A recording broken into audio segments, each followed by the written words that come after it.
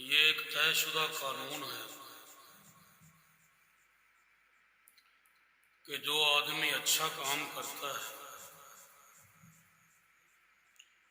اس کا انجام دنیا میں بھی اچھا ہوتا ہے، آخرت میں بھی اچھا ہوتا ہے، اور جو آدمی برا کام کرتا ہے تو اس کا دنیا میں بھی برا انجام ہوتا ہے اور آخرت میں بھی برا ہوتا ہے۔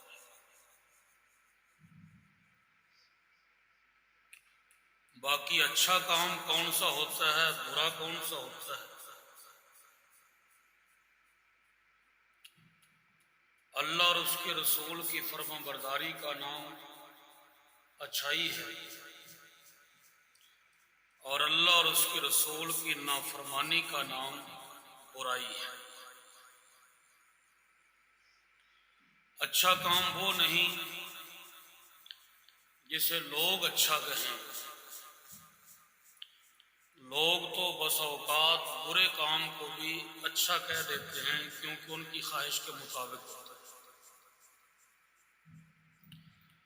اسی طرح برا کام وہ نہیں جسے لوگ برا کہیں، لوگ بس اوقات ایک نیک کام کو بھی برا کہہ دیتے ہیں کیونکہ وہ ان کی خواہش کے مطابق نہیں ہوتا۔ تو اچھائی اور برائی کا معیار اللہ اور اس کے رسول کی رضا اور ان کی ناراضگی۔ جن کاموں سے اللہ اور اس کا رسول خوش ہوتے ہیں وہ اچھے کام ہیں، اور جن کاموں سے اللہ اور اس کے رسول ناراض ہوتے ہیں وہ برے کام ہیں جنہیں گناہ کہا جاتا ہے۔ گناہ کا نقصان آخرت میں تو ہوتا ہی ہے،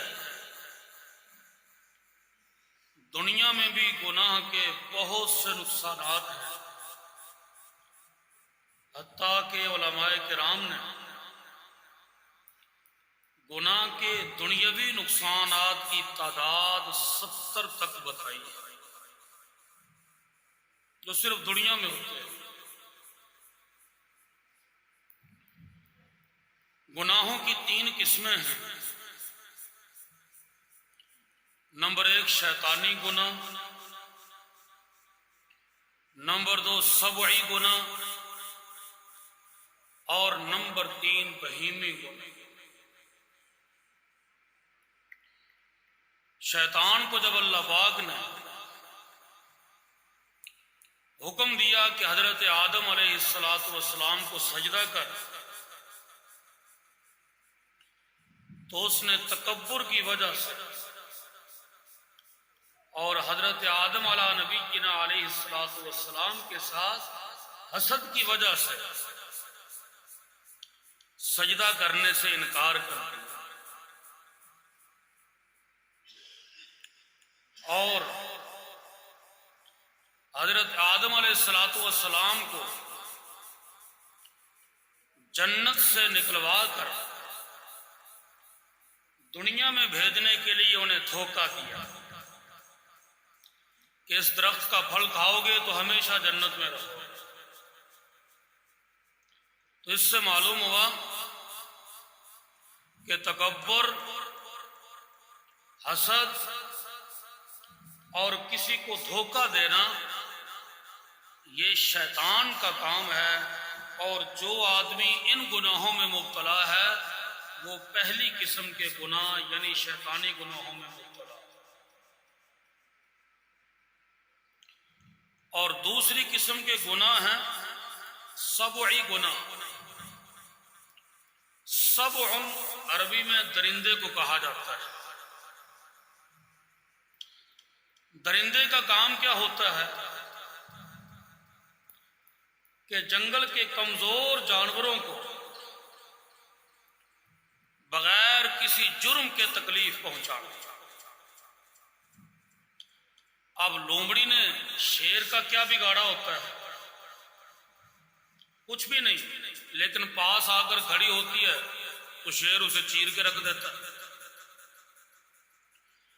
بکری نے بھیڑیے کا کیا بگاڑا ہوتا ہے،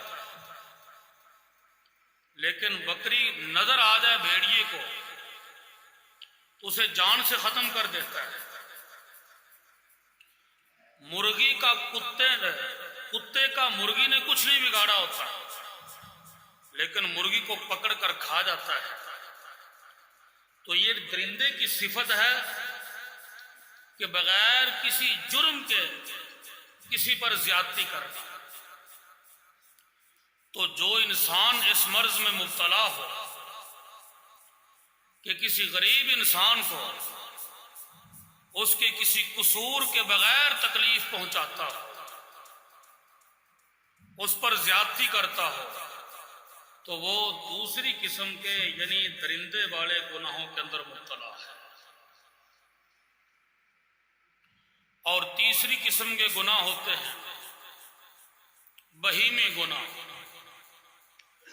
بہیمہ کہتے ہیں جانور کو، چوپایا چار پاؤں والا جانور۔ اب جانوروں کا کام کیا ہوتا ہے؟ اپنا پیٹ بھرنا اور اپنی خواہش پوری کرنا۔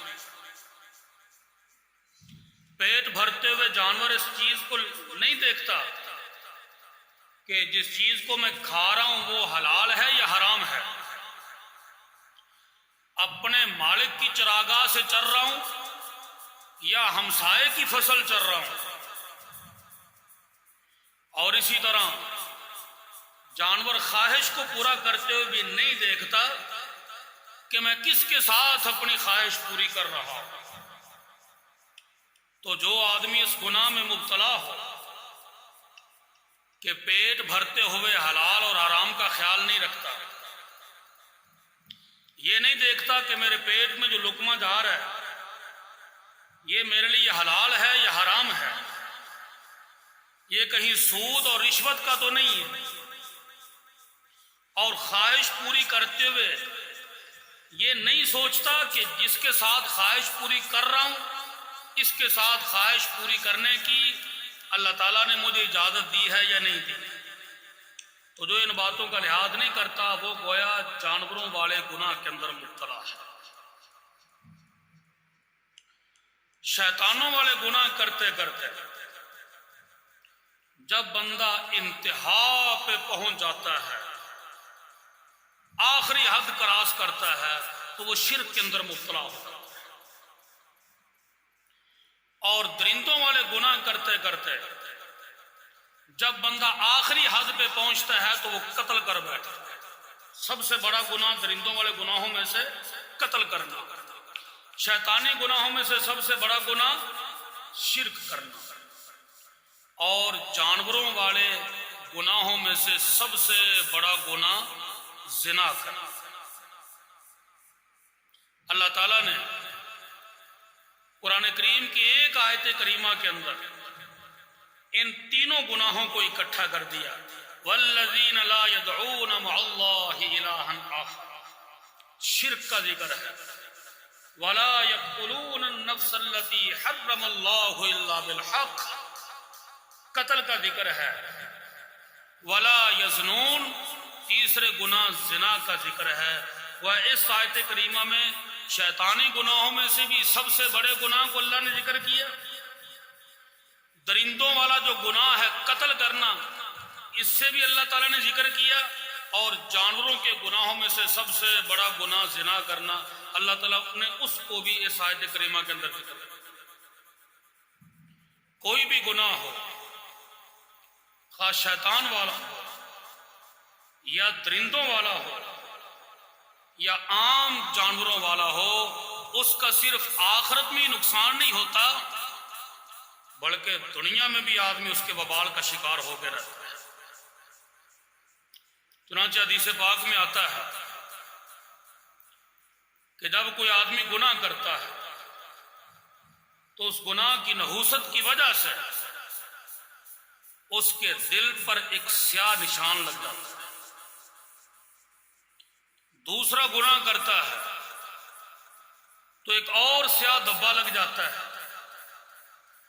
تیسرا گناہ کرتا ہے تو تیسرا نشان لگ جاتا ہے، حتیٰ کہ اگر وہ گناہوں سے باز نہیں آتا، توبہ نہیں کرتا، مسلسل گناہوں میں لگا ہی رہتا ہے، تو آہستہ آہستہ اس کا دل سارے کا سارا کالا ہو کے رہتا ہے۔ جب اس کا دل سیاہ ہو جاتا ہے تو پھر اسے گناہ لگتا ہی نہیں، گناہ کرتے ہوئے اسے بالکل خوف نہیں آتا۔ جب دل سیاہ ہو جاتا ہے تو گناہ کرتے ہوئے یہ خیال نہیں آتا کہ آخر قبر میں بھی جانا ہے۔ جب دل سیاہ ہو جاتا ہے تو گناہ کرتے ہوئے یہ خیال نہیں آتا کہ ایک دن اللہ پاک کی بارگاہ میں حاضری ہوگی، وہاں سوال بھی ہوگا یہ کیوں کیا تھا۔ بالکل انسان غفلت میں ڈوب جاتا ہے۔ پھر اگر توبہ کر لے، اللہ تعالیٰ کی بارگاہ میں حاضر ہو، معافی مانگ لے، تو اللہ تعالیٰ پھر سے اس کا دل صاف کر دیتے ہیں۔ لیکن اگر توبہ نہ کرے تو وہ پھسلتا ہی چلا جاتا ہے۔ یہ سب سے بڑا نقصان ہے، دنیاوی نقصان گناہ۔ اور دوسرا نقصان یہ ہے کہ گناہ کی نحوست کی وجہ سے اللہ تعالیٰ نیک کاموں کی توفیق چھین لیتے ہیں۔ ایک آدمی اچھا بڑا نمازی ہوتا ہے، 5 وقت کی نماز اہتمام سے پڑھتا ہے، نفلی عبادات بھی اپنی طاقت کی حد تک کرتا ہے،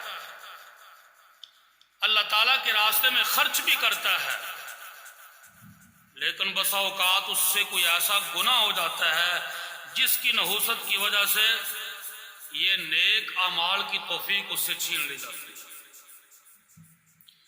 پھر مسجد کی طرف قدم اٹھانے کو دل نہیں چاہتا، اللہ تعالیٰ کے راستے میں خرچ کرنے کے لیے ہاتھ جیب میں ڈالنے کو دل نہیں چاہتا، اور اللہ تعالیٰ کے سامنے ہاتھ اٹھا کر اللہ تعالیٰ سے مانگنے کو دل نہیں چاہتا۔ غرض ہر نیک کام سے اس کا دل اچاٹ ہو جاتا ہے، نیکی سے نفرت ہو جاتی ہے اور گناہ سے پیار ہو جاتا ہے۔ یہ گناہ کا دوسرا نقصان ہے۔ اللہ پاک ہم سب کی حفاظت فرمائے۔ اور تیسرا دنیاوی نقصان،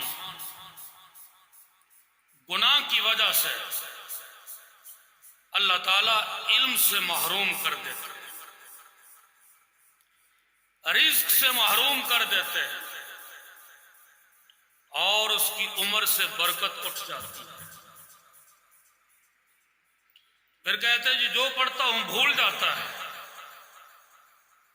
بعض دفعہ تو اللہ پاک کی طرف سے ایسا ہوتا ہے کہ پیدائشی طور پر ہی بندہ کند ذہن ہوتا ہے، وہ تو اللہ پاک کی دین ہے، کسی کو ذہن دے کسی کو نہ دے، کسی کو زیادہ کسی کو تھوڑا۔ لیکن بعض دفعہ دیکھنے میں آتا ہے کہ اچھا بھلا بچہ چل رہا ہوتا ہے پڑھائی کے اندر، چلتے چلتے اچانک کیا کہتا ہے جی پہلے سبق یاد ہوتا تھا اب نہیں ہوتا۔ اب اس کا ذہن کہاں چلا گیا؟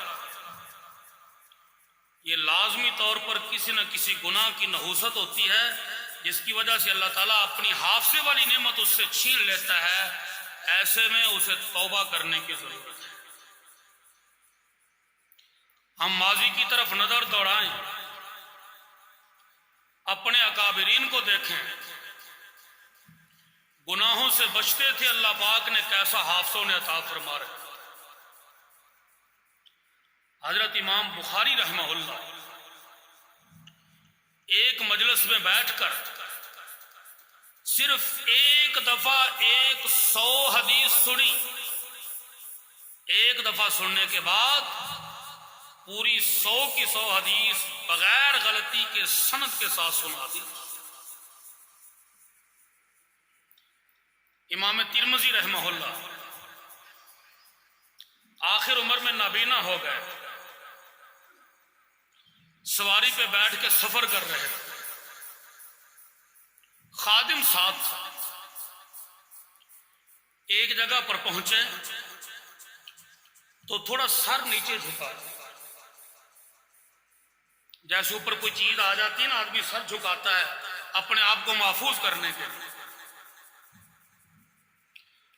خادم نے سوال کیا جی آپ نے سر کس وجہ سے جھکایا، یہاں تو کوئی چیز نہیں ہے، خود نابینا تھے۔ فرمانے لگے کہ جب میری بینائی ٹھیک تھی اس وقت میں نے یہاں ایک درخت دیکھا تھا جس کی ٹہنیاں نیچے کو لٹکی ہوئی تھی، میں نے سمجھا شاید اس کی ٹہنیاں یہاں ہوئی، اس لیے میں نے سر جھکا دیا۔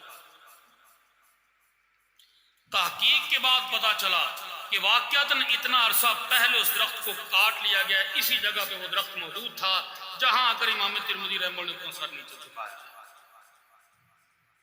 یہ حافظہ اللہ پاک نے گناہوں سے بچنے کی بدولت عطا فرمایا۔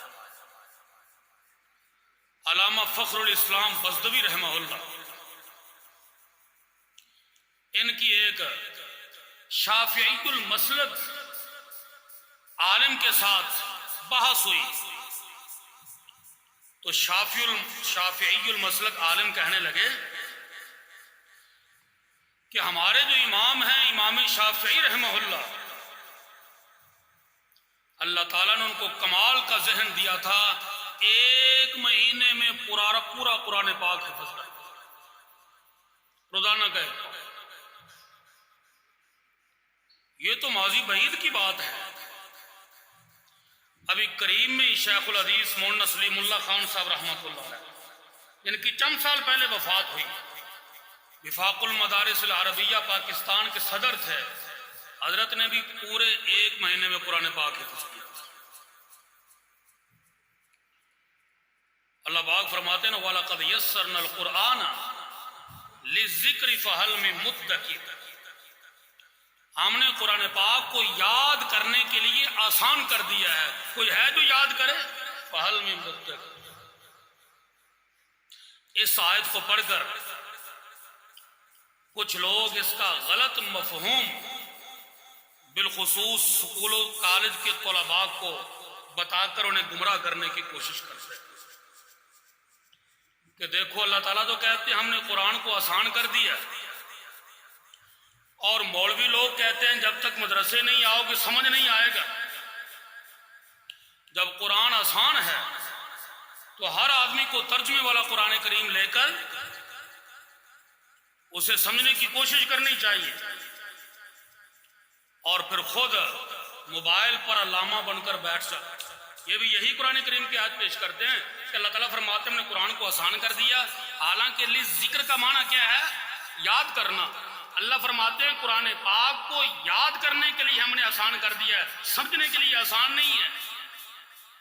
سمجھنے کے لیے کسی کے پاس جا کر دو زانوں ہو کر بیٹھنا پڑے گا، پھر سمجھ آئے گا۔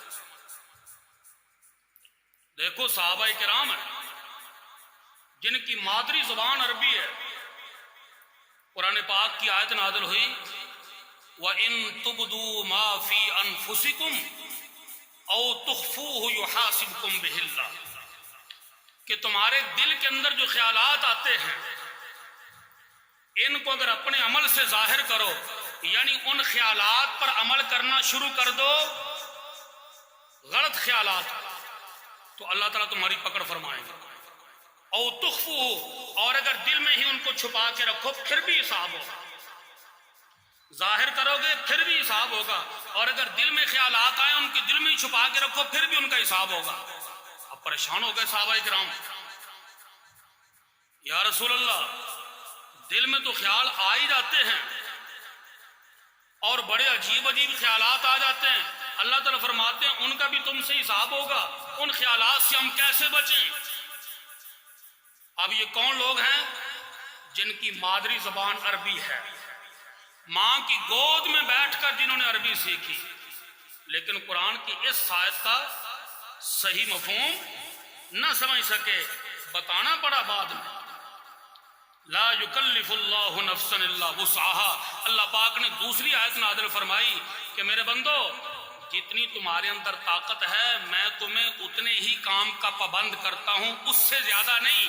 تو میں نے جو کہا ہے کہ دل میں آنے والے خیالات پر بھی تمہارا حساب لیا جائے گا، اس سے مراد وہ خیالات ہیں جو خود لے کر آؤ جان بوجھ کر، جو خود بخود آ جائیں ان کا حساب نہیں ہوگا۔ اللہ تعالیٰ کو سمجھانا پڑا کن لوگوں کو؟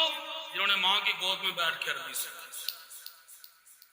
تو انہیں تو استاد کی ضرورت پڑتی تھی، اور آج کا ایک گمراہ آدمی کیا کہتا ہے کہ قرآن کو سمجھنے کے لیے استاد کی کوئی ضرورت نہیں، ہر بندہ خود ترجمہ پڑھ کے سمجھنا شروع کر دے۔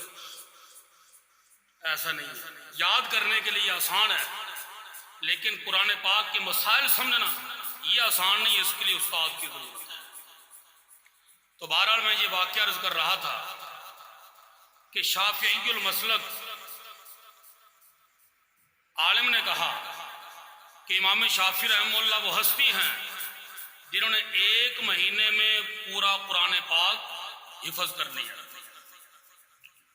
علامہ فخر الاسلام بزدوی رحمہ اللہ فرمانے لگے کہ قرآن پاک کا یاد کرنا تو بڑا آسان ہے، وہ تو اللہ نے آسان کر دیا۔ تم ایسا کرو، ایک سرکاری رجسٹر لے کر آؤ جس پر 2 سال کی آمد اور خرچ کا حساب لکھا ہوگا کہ سرکار کے خزانے میں کہاں کہاں سے ٹیکس آئے اور خرچ کہاں کہاں ہوئے۔ 2 سال کی آمد خرچ کا حساب جس رجسٹر میں لکھ وہ لے کر آؤ۔ منگوایا گیا۔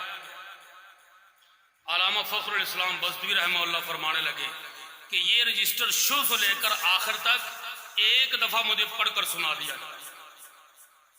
چنانچہ ایک پڑھنے والے نے شروع کیا، شروع سے لے کر آخر تک سارا پڑھ کر صرف ایک دفعہ سنایا، اور وہ رجسٹر کتنا بڑا تھا، 2 سال کی آمد خرچ کا حساب اس میں لکھا ہوا تھا۔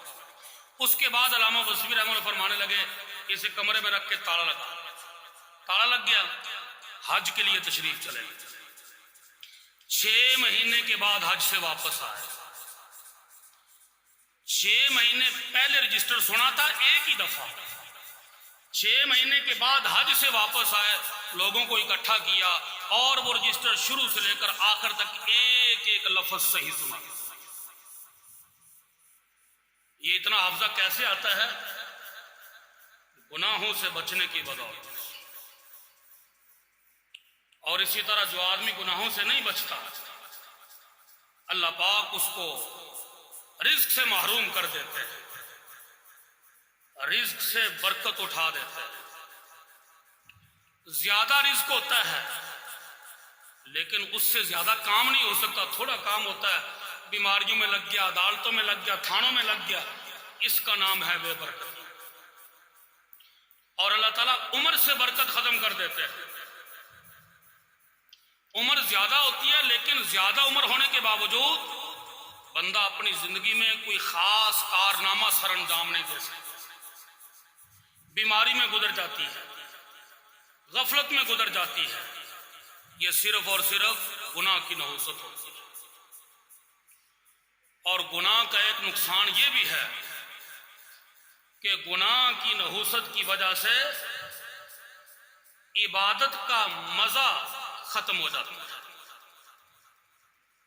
بندہ نماز پڑھتا ہے تو دل چاہتا ہے کہ جلدی جلدی ختم کر کے باہر نکلو مسجد سے، تلاوت کرتا ہے تو اس کی خواہش ہوتی ہے، آدھے پارے کی نیت لے کر بیٹھتا ہے تو پاؤ پڑھ کے سوچتا بس نکلوں جاؤں گا، کیونکہ اسے لذت نہیں آ رہی۔ یہ عبادت میں لذت کیوں نہیں آتی؟ گناہ کی نحوست کی وجہ سے۔ بنی اسرائیل کے ایک عالم تھے، بڑے نیک تھے لیکن گناہوں میں مبتلا ہو گئے۔ چونکہ عالم تھے اس لیے کبھی کبھی یہ خیال انہیں آتا تھا کہ میں گناہوں میں مبتلا ہو گیا ہوں، اس کا کوئی وبال نہ مجھ پہ آن پڑے، لیکن پھر ساتھ ہی سوچتے تھے کہ اتنا عرصہ ہو گیا فلاں گناہ کرتے ہوئے، اللہ تعالیٰ نے مجھ سے کوئی نعمت ابھی تک چھینی نہیں ہے۔ جیسے اللہ تعالیٰ نے نعمتوں کے دروازے پہلے کھول رکھے تھے اب بھی ویسے ہی کھلے ہوئے ہیں، تو اللہ پاک کی طرف سے اس کے دل میں یہ بات ڈالی گئی کہ نعمت ہم نے چھین لی ہے لیکن تجھے پتہ نہیں چلا اس کا۔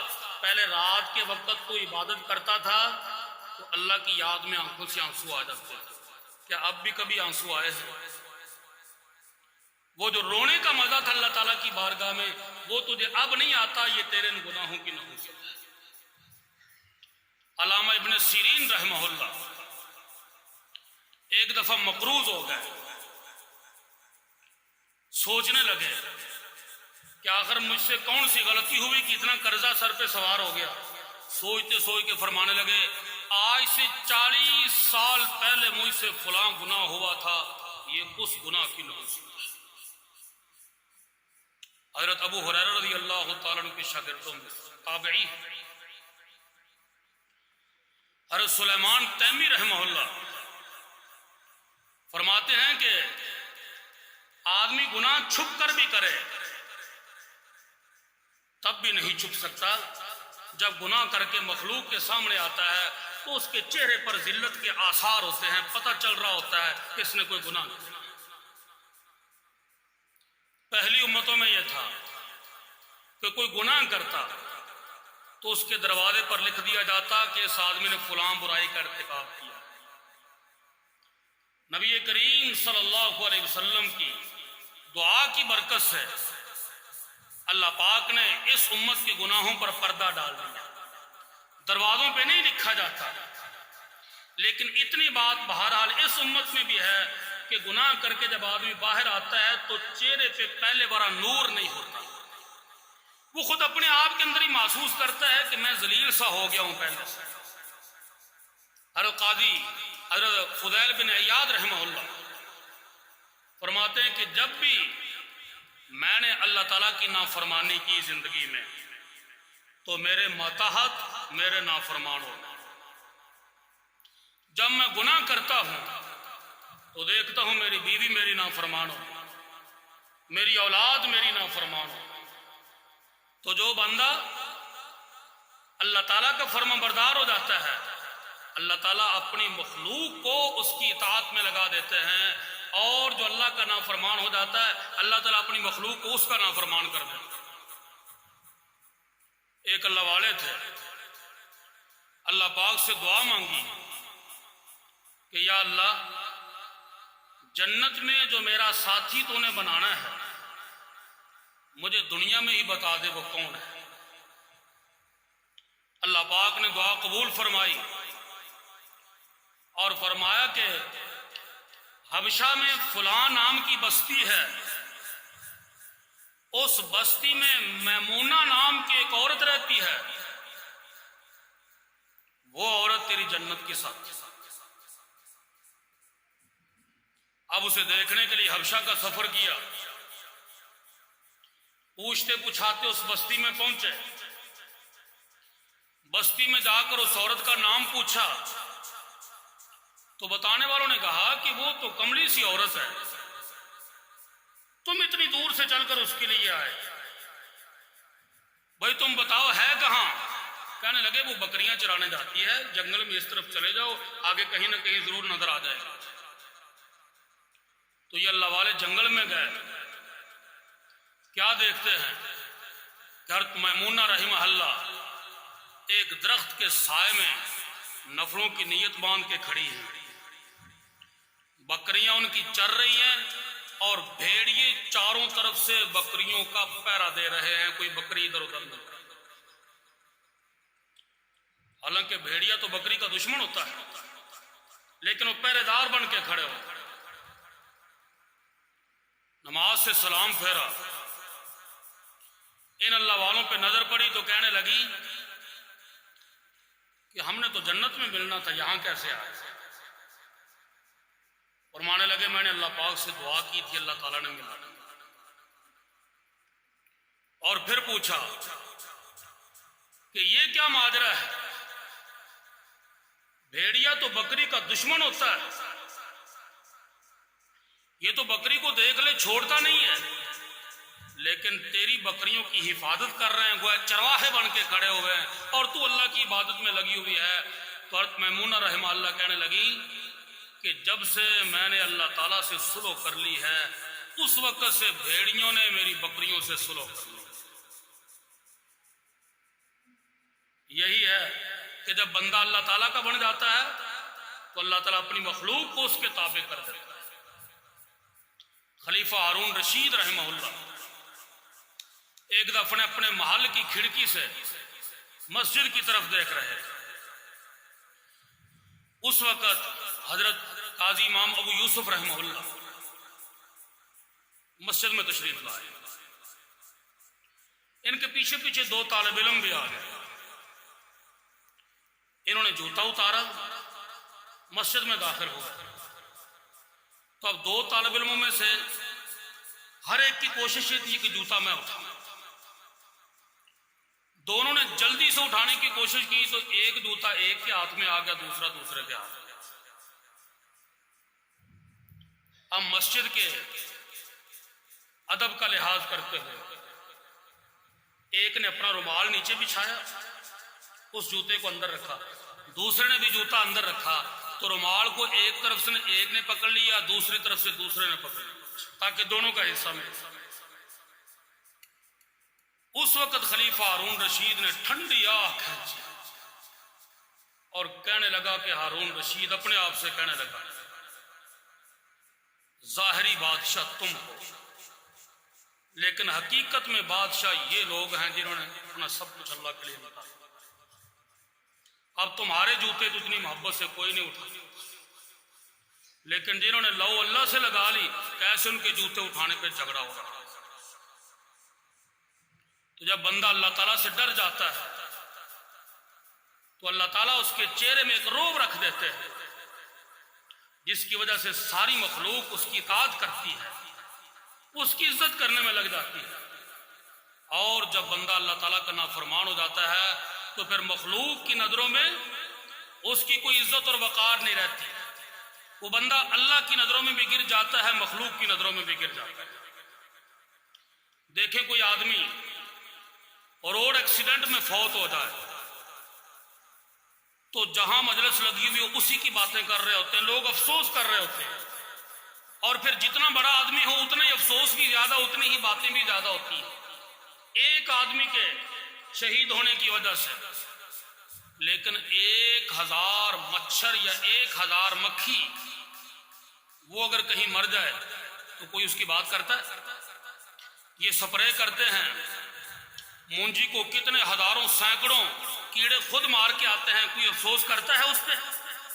نہیں, کیونکہ انسان کی قدر ہے اور ان چیزوں کی ہماری نظروں میں کوئی قدر. تو اللہ تعالیٰ کا جو فرما بردار بندہ ہے, اللہ تعالیٰ کی نظروں میں اس کی قدر ہوتی ہے, اسے تھوڑی سی پریشانی آتی ہے اللہ تعالیٰ کوئی خلاصی کا راستہ نکال دیتے ہیں. اور جو نافرمان ہو جاتا